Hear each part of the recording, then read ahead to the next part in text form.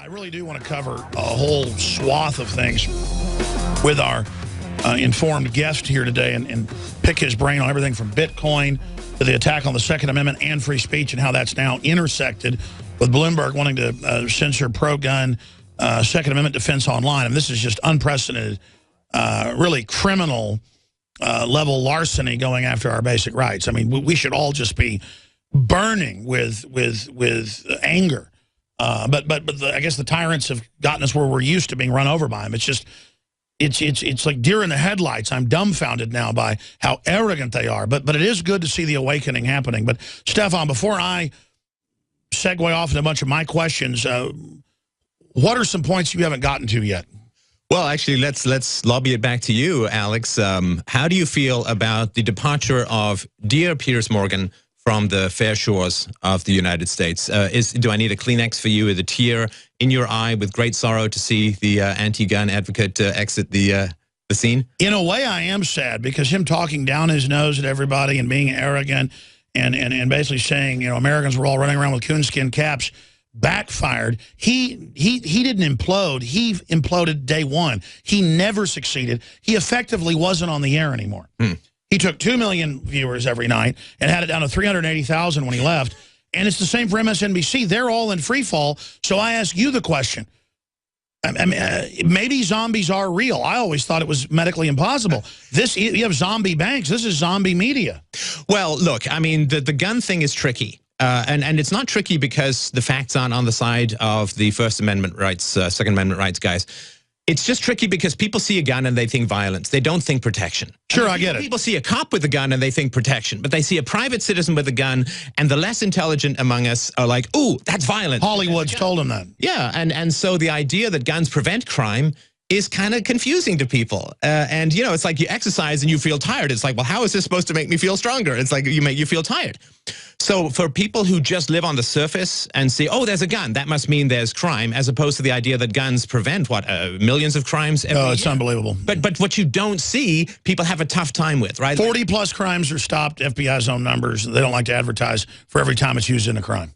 Right, right. And they say, well, you know, you're more in danger of shooting yourself with a gun and all that kind of stuff. It's like, I think this is, statistically, this is all very false. Well, it's like saying you can't have a car, you might get killed with it. I mean, nothing's safe. Right, so there is this weird dumb thinking where if you get rid of guns, you get rid of violence, which is, again, it's just not true. It's like, you know, then why don't people say, well, let's get rid of police and we'll get rid of arrests and we'll get rid of jails and then there'll be no violence.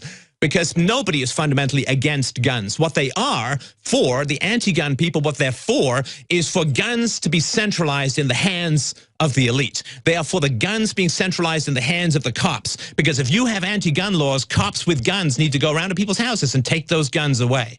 Which is now happening in Connecticut and California. And this is one thing to be really clear with anti-gun people. They're not anti-gun. They are very pro-government guns. They're just anti-private citizens guns, which is always something that happens. That's right. It's the ultimate form of discrimination. Yeah. That's why they obsess on religion and race and sexual preference, because they don't care about all that. Yeah. But when it comes to foreign banks getting bailouts, when it comes to them being exempt, diplomatic immunity, they have bodyguards, we don't.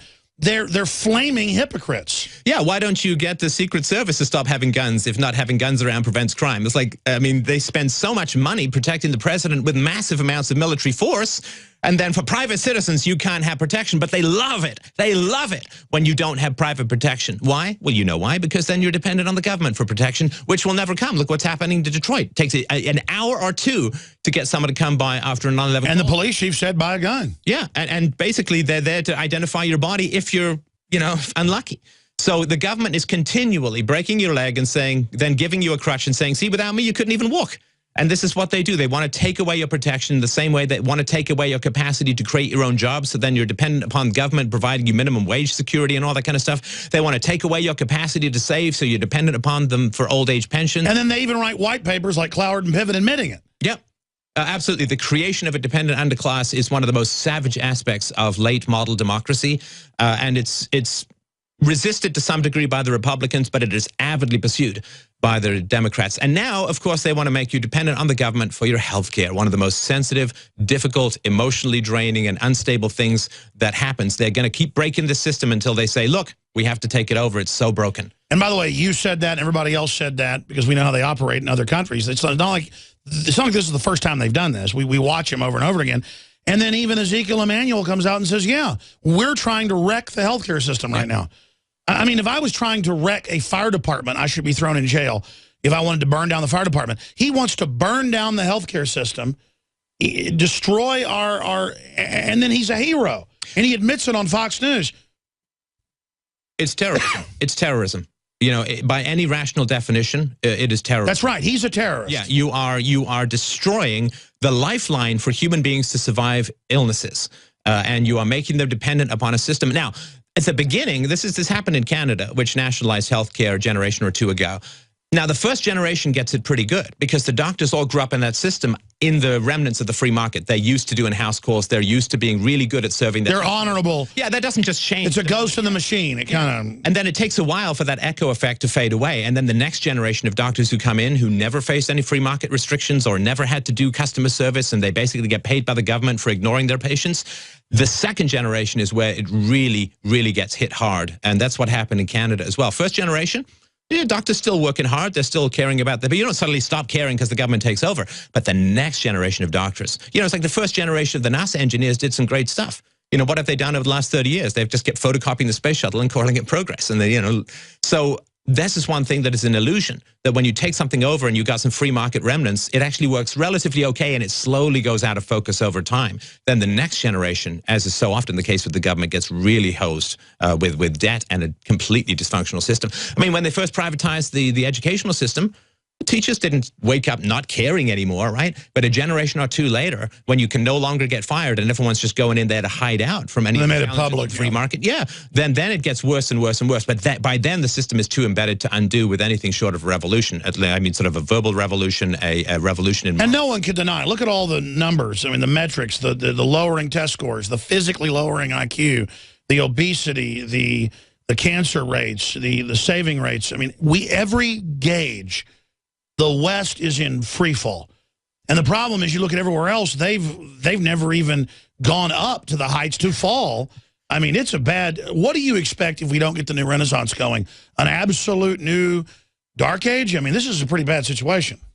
Yeah. I mean, you know, the one thing that is so frustrating, you know, as a former technology entrepreneur and executive, one thing that's so frustrating, Alex, is that the remnants of the free market keep creating all of these incredible things.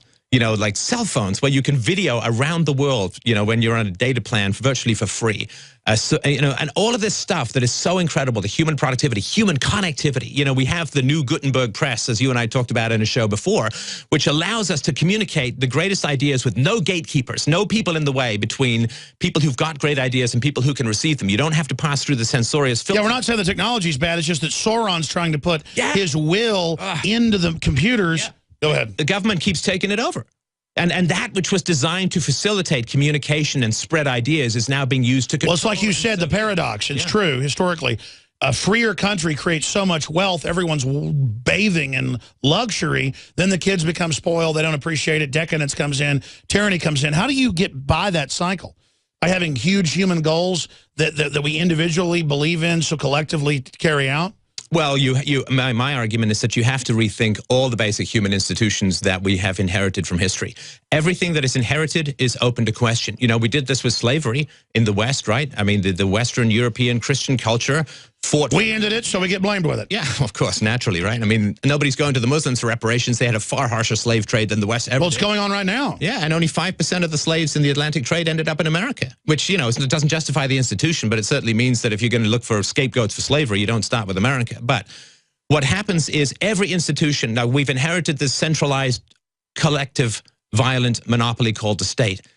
I think we need to open it up to question, is this the best way to organize society? Do we really want to get stuck in this continual cycle where the government lets you have some freedom, you generate some wealth, the government takes that wealth and uses it to expand itself at your expense and eventually kills the goose that lays the golden egg? This cycle has been around since ancient Egypt, ancient Rome, ancient Greece, the modern British Empire, German empires, Austria, Hungarian empires. It's the same thing, little bit of freedom. Make some money, government taxes, grows into a an empire. They become arrogant, disconnected. Yeah. And then there's this, you kill the remnants of the free market. I mean, where is America down now? They went down like 5 or 6 points in the economic freedom. Oh, yeah. Well, there's like scores of countries ahead of us now. Yeah. And in freedom of the press and everything, we're going down. But on the plus side, the mainstream media appears to be having a good internet stake being driven through its heart, which I think is a glorious end to a ghastly beast. And that brings me to my next point. They will then respond by trying to censor.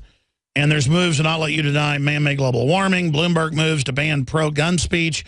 Facebook now working with a former New York mayor to censor support for the Second Amendment. And it goes to these anti-gun sites where they're in talks and admit he's funding it to not let pro-Second Amendment speech be on Facebook. And they can have bots that block it. We've already seen our pro-gun memes being blocked. People go, well, that's their own. They own that site. They advertised it as a commons. Yes. They built it on our material, like YouTube. And then now they're clearly in. I mean, we don't know what they're being threatened with behind the scenes. I mean, I can't imagine that. I'm just saying that's outrageous. No, it is. Now Bloomberg wants to get rid of free speech. That's the beauty of it, though. Son of a bitch. bitch. They only shoot at the airplanes over the target. Right? When you get close to the target, that's when you get the anti-aircraft. Oh, we're kicking their butt. Yeah. So the fact that, I mean, you're achieving something when the powers that be don't like what you're doing. You know a drug works on an illness when the illness, if it were conscious, would hate that drug, right? So the fact that there's outrage and frustration and counterattacks, squealing, it's beautiful. I mean, if you're doing nothing, if it doesn't, if nobody is bothered by anything you're doing, there's a great quote from Churchill where he said, "You have enemies, good." That means that you have stood up for something sometime in your life. And the fact that people are being attacked for pro-free speech, for pro-gun, for pro-freedom, for pro-trade, for anti-taxation. Yeah, don't take it like, oh, I better give up. Take it like I'm affecting something. I'm onto something here. I'm bothering bad people. That's what good people are supposed to do. We're supposed to bother bad people. That's the whole point. So I think it's great that there's a lot of flack being sent up. If there wasn't, we'd be peddling in a basement in the dark doing nothing. But it does show what authoritarians they are. They're now sending out hundreds of thousands of letters saying, well, you didn't turn in your semi-automatic handgun, or you didn't register it, turn it in or we're going to SWAT team you. That article's linked on red on Infowars.com. Yeah. They're trying to pass another law to expand gun confiscation. They're banning basically gun manufacturing in California with micro-stamping. They just shut down the last lead smelter for lead bullets. I mean, yeah. Yeah. I mean, I want people, especially young people, lift the curtain, see the gun.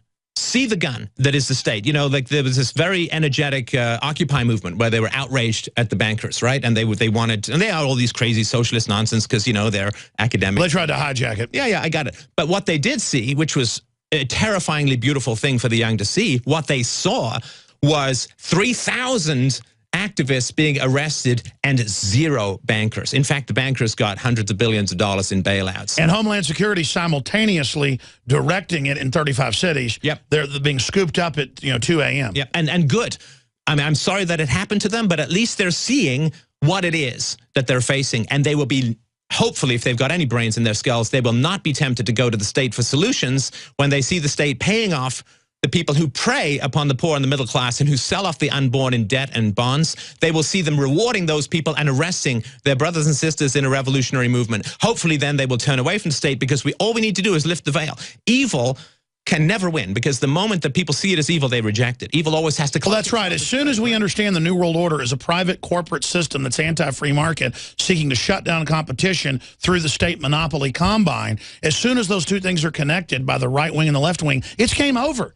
It's game over that George Soros is basically tax exempt, General Electric, Google, Warren Buffett, his company's $400+ billion of bailout money the last 6 years, while he lobbies for higher taxes on the middle class because he literally is shutting down his competition while feeding on us like a mosquito. I mean, it's game over for that piece of crap the minute that's understood. Yeah, was it a guy who goes to buy a joint in Colorado has in that purchase paid more taxes than all of General Electric? I mean, they make up the rules and they exempt themselves. That's the whole point of power, is to inflict rules on others and escape those rules yourself. If you could convince everyone else in the world to not be a thief, your job as a thief would be totally easy. Nobody would have any locks. They wouldn't protect anything. They'd just assume they lost it or mislaid it, right? The whole purpose of ethics historically has been to convince the masses to be good so that they're productive, which makes them fatter cattle to be preyed on by the rulers. The rulers give us ethics to make sure we don't compete with their evil. It's got nothing to do with them actually believing, you know, thou shalt not steal is a foundational ethic. I don't believe anyone has ever said, well, but you see, taxation is a form of theft, and therefore it's a violation of one of the 10 Commandments. And that's like Ron Paul's sign. He says, don't steal. The government doesn't like competition. Government hates competition, yeah. This is the whole problem of ethics. It's invented by, and I'm an ethical guy, and I believe in universal ethics, and I believe in virtue. But the problem is they use it to make us simpleton chumps and naive, while they are rapacious. Yeah, I mean, only idiots rob banks. If you want to be a good bank robber, own a bank. That's the way. That's the way. Exactly. But to make your point, I interrupted about the. Well, it's just so we're always told as kids, you know, like don't steal, don't push, don't use force to get your way. Negotiate. Use your words. That's what they always say, right? And when you see something like internationally, like what's happening with the Ukraine, what did they do? They threaten economic sanctions. They threaten ostracism. They threaten to cancel travel visas. They threaten all of this kind of stuff. They're using their words, not their guns and their bombs, because Russia has power. Russia has nukes, right? The age of European warfare ended with the invention of the nuclear bomb. But with us, we get guns and we get jail with us. So with each other, with rulers, they all deal with each other diplomatically, and they negotiate and they threaten things and so on, but they don't threaten war that much in the West anymore. But with us, we get guns and we get jail. And this is the horrible thing. And it's only because it's safe with us we don't have nukes. Yeah, of course. I mean, we're the livestock, and they care about us insofar as they want us to be productive. They empathize with us like a farmer empathizes with a cow's desire not to put his face in it. And they describe us. All elites throughout history call their subjects cattle. Oh, absolutely. We're just a form of livestock, and this is the first. The Aztecs called their lower class, basically livestock. Slaves were livestock. In the ancient, Hebrew stuff, the neighbors were livestock. But I mean, to the Egyptians, everybody else was livestock. Yeah. The Nazis, everybody else was livestock. Yeah. I mean, that's how it works. We're going to go to break, come right back with phone calls. They'll be with us 20 minutes the next hour. We'll get into the healthcare, the global warming, all of it. The globalists have controlled the mainstream media for a long time, but now they're expanding, making the weaponization even more vicious and deceptive. All the major networks are state-run. We are partnering this year with the NFL. The NFL has become a political weapon against the Second Amendment and pushes Obamacare. MSNBC tells us that our children belong to the state. We have to break through our kind of private idea that kids belong to their parents or kids belong to their families and recognize that kids belong to whole communities. The brainwashing media machine has been turned up on high, and it's time for humanity to double down on the true people's media and strike back against the tyrants that are destroying our civilization with their lies and fraud. We are the resistance. You are the resistance. You are the info war. It is more important than ever to realize that we are not the alternative media. We are the true media. The establishment dinosaur press is dying. We are in an information war, and we are losing that war. Join us at InfoWarsNews.com and PrisonPlanet.tv. Members can share their memberships with up to 11 people. By subscribing, you will literally be buying war bonds in the info war to expand our operation in the face of the tyrants. Join us at PrisonPlanet.tv.